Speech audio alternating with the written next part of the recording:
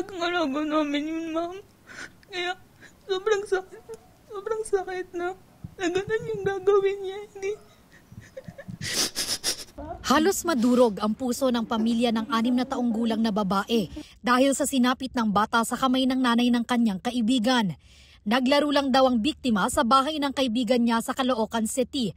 Nang makita ulit nila ang bata, wala na siyang malay, duguan ang ulo at puro pasa ang katawan.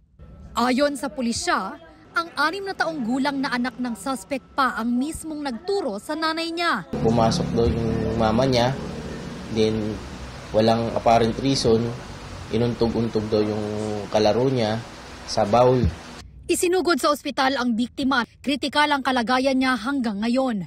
Inaalam pa ang motibo sa krimen. Reklamong frustrated murder ang kahaharapin ng suspect na nakakulong na sa Hillcrest Police Substation.